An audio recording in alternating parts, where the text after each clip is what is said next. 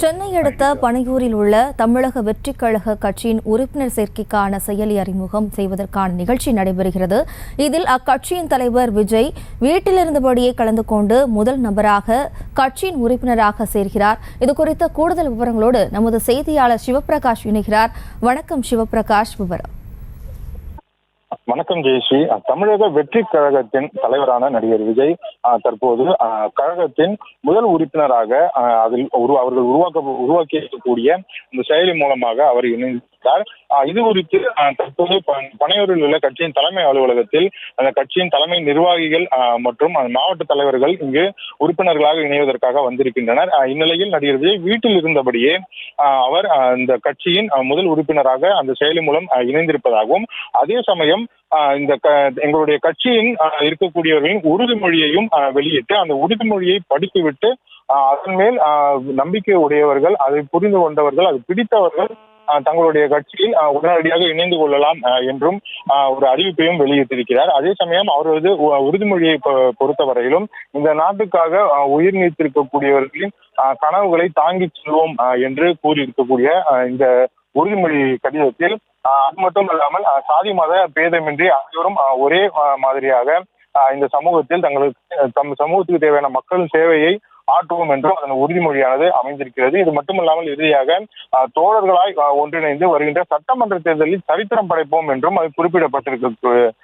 அறிக்கையில் குறிப்பிடப்பட்டிருக்கின்றது. நடிகர் விஜயை பொறுத்தவரையிலும் அவர் கட்சியை பதிவு செய்வதாக அறிவித்ததிலிருந்தே அவர் இந்த நாடாளுமன்ற தேர்தலில் போட்டியிட மாட்டார்கள் என்பதையும் அறிவித்திருந்தார்கள்.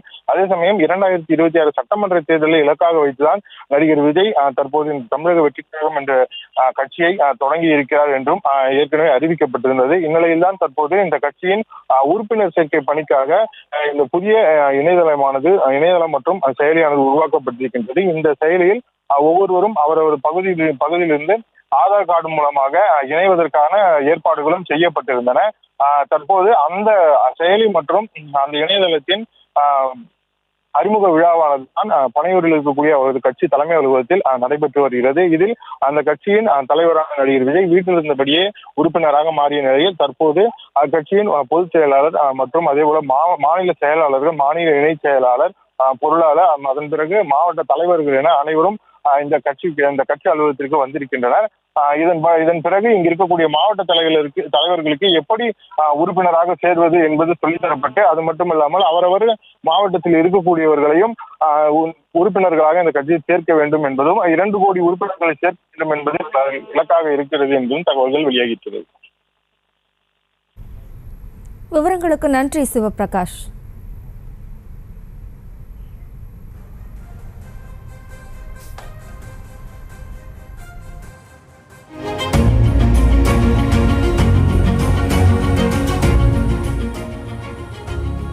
இது என்னோட ஐடி கார்டு, தமிழக வெற்றி கழகத்தினுடைய உறுப்பினர் கார்டு நான் எடுத்துட்டேன். பிறப்புக்கும் எல்லா உயிருக்கும் அப்படின்ற ஒரு அடிப்படை சமத்துவ கொள்கையை ஃபாலோ பண்ணி வரப்போகிற சட்டமன்ற தேர்தலை நோக்கி என்னோட பயணத்தில் இணைஞ்சி மக்கள் பணி செய்ய நாங்கள் ஏற்கனவே வெளியிட்ட எங்கள் கட்சியினுடைய உறுதிமொழியை படிங்க. நீங்கள் எல்லாருக்கும் பிடிச்சிருந்ததுன்னா, நீங்கள் எல்லாரும் விருப்பப்பட்டீங்கன்னா ஜாயின் பண்ணுங்க ப்ளீஸ். இது ரொம்ப ஈஸி தான், easy to access. Thank you, bye.